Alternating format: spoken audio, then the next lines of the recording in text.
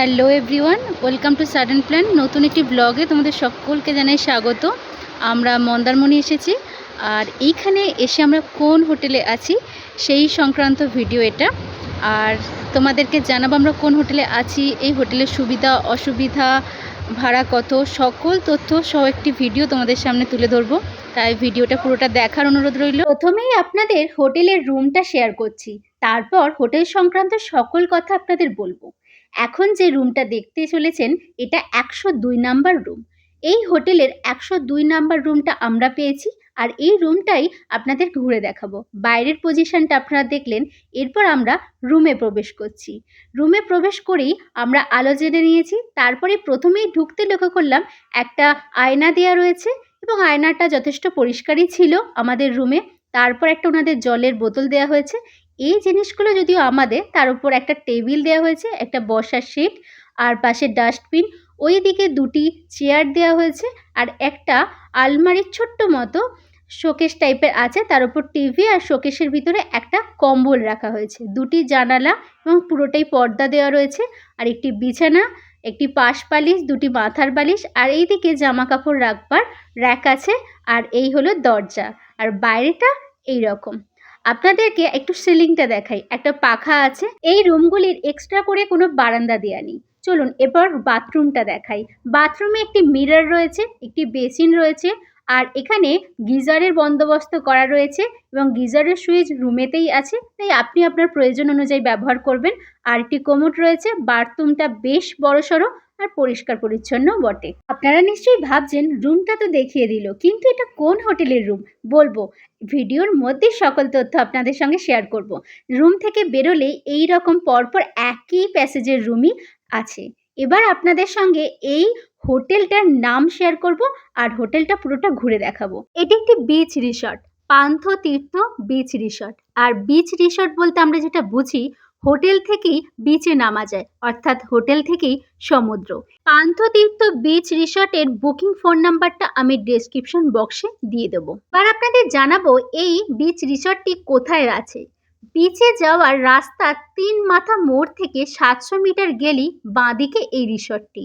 আর আপনি যদি ট্রেনে করে যান তাহলে চাউরখোলা মোড় থেকে অটো করে 30 মিনিটের পথ এটি। ভাড়া পড়বে 200 থেকে 300 টাকার মধ্যে। এই রিসর্টটির নিজস্ব রেস্টুরেন্ট আছে। ভিডিওর ঠিক বাঁ দিকেই যে অংশটি রয়েছে এটি হলো এই রিসর্টের রেস্টুরেন্ট। এই রেস্টুরেন্টে ব্রেকফাস্ট, লাঞ্চ, ডিনার, সন্ধ্যেবেলা স্ন্যাক্স আপনারা নিতে পারবেন। আর এই রেস্টুরেন্টের মেনু কার্ডটাও যে যার রুমেতেই দেওয়া থাকে। তবে বাইরে থেকে কোনো খাবার এই রুমে এনে খাওয়া যাবে না। বাইরের খাবার রিসর্টের ভিতরে অ্যালাউ নয়। পান্থতীর্থ বিচ রিসর্টের চেকিং টাইম বেলা 12টা, আর চেক আউট টাইম সকাল 11টা। আমি চেষ্টা করব আপনাদের মনে তৈরি হওয়া সকল প্রশ্নের উত্তর দেওয়ার এই ভিডিওর মাধ্যমে, তাই পুরোটা দেখার অনুরোধ রইল। এই বিচ রিসর্টটিতে কার পার্কিং এর বন্দোবস্ত রয়েছে, অনেক স্পেস রয়েছে, 2 হুইলার 4 হুইলার এখানে রাখা যায়। ইম্পর্টেন্ট কথাগুলি বলতে বলতে আমরা রিসর্টটির এন্ড পয়েন্টে এসে উপস্থিত হয়েছি। খুব সুন্দর একটি বৌদ্ধের মূর্তি রয়েছে, আর এরপরই তো সমুদ্র, আমাদের প্রিয় সমুদ্র। এবার আপনাদের বলবো এই পান্থতীর্থ বিচ রিসর্টের রুমের ভাড়া কত। আমরা জানুয়ারি মাসে এসেছি, আমাদের থেকে নেওয়া হয়েছে 1800 টাকা পার রুম। আর এই যে রুমটা দেখছেন, এই পার্টিকুলার এই রুমটা যেটা বিচের একদম ধারে, আর ঠিক উল্টো দিকেও সেম এই রুমটা রয়েছে, এটা একদম বিচের সামনের রুম। এই দুটো রুমের আলাদা প্রাইস 2000 টাকা পার রুম, কারণ এই রুমটিতে আলাদা করে একটি এক্সট্রা বারান্দা দেয়া রয়েছে একদম বিচের ধারে, তাই এই রুমটির ভাড়া 2000 টাকা। এছাড়া আপনারা তো জানেনই মন্দারমণিতে সিজন অনুযায়ী হোটেল বা রিসর্টের রুমের ভাড়া চেঞ্জ হয়। বিচ রিসর্টের এটা একটা স্পেশালিটি, আপনি রুম থেকে বেরোলেই পাবেন সমুদ্র, খুবই আনন্দ হয়। ডেসক্রিপশন বক্সে এই পান্থতীর্থ বিচ রিসর্টের ফোন নাম্বারটি আমি দিয়ে দেব, আপনারা ফোন করে বুক করতে পারবেন। আর কত টাকার পার্সেন্টেজ আপনাকে আগে দিয়ে দিতে হবে সেটা আপনারা কথা বলে নেবেন। আর আনম্যারিড কাপল এখানে অ্যালাউ আছে, তবে যথাযথ ডকুমেন্টস নিয়ে যেতে হবে। আর এমনিও আপনারা অবশ্যই আধার কার্ড, ভোটার কার্ড ক্যারি করবেন। ব্যক্তিগত একটি মতামত জানাই, 2000 টাকা হিসেবে এই রিসোর্টের রুমটা আমার একটু নেগেটিভ লেগেছে।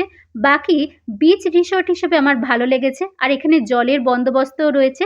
বাকি সমস্ত দিক থেকেই রিসোর্টটি আমার ভালো লেগেছে, তবে রুমটা একটু ডেভেলপ হলে, আরও একটু পরিষ্কার পরিচ্ছন্ন হলে বেশি ভালো লাগতো।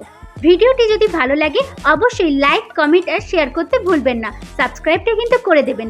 আর এই রিসোর্ট সম্পর্কে যদি আপনার কোনো প্রশ্ন থাকে অবশ্যই কমেন্ট করে জানাবেন, আমি সেই কমেন্টের উত্তর দেব। দেখা হচ্ছে একটা নতুন ভিডিওর সাথে।